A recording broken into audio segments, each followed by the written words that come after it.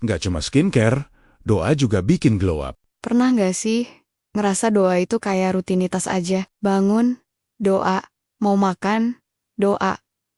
Tapi kadang nggak kerasa maknanya. Padahal di kisah Yesus yang berubah rupa di atas gunung, kita dikasih lihat sesuatu yang luar biasa.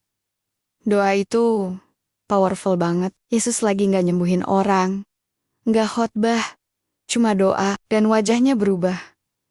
Artinya, doa bukan hal kecil. Doa bisa ngubah hidup, bahkan ngubah kamu. Doa nggak cuma ubah situasi, tapi ubah kamu dulu. Kita sering doa biar keadaan berubah.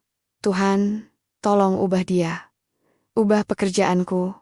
Ubah nasibku. Tapi Yesus nunjukin, doa yang bener, ngubah kamu duluan. Pas kamu bener-bener berdoa, Tuhan mulai ngerapiin hati, cara pikir, respon, bahkan wajahmu bisa kelihatan beda.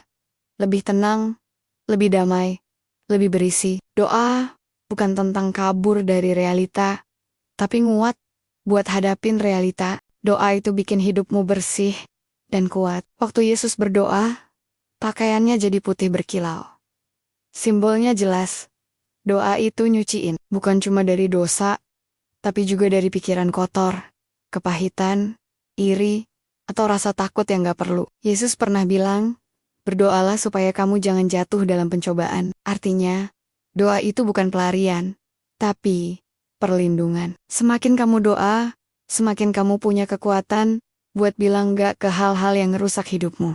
Doa itu bikin kamu glow up. Doa itu bukan cuma soal kamu dan Tuhan, tapi efeknya bisa ke orang lain. Yesus berdoa, wajahnya bersinar, dan orang lain bisa lihat. Kalau kamu hidup dekat sama Tuhan, orang juga bakal ngerasain. Lewat sikapmu, kata-katamu, bahkan aura damai dari dirimu. Orang yang sering doa tuh kayak punya glow up rohani. Dan sering banget, lewat doa, Tuhan buka jalan di waktu yang pas. Tepat di waktunya.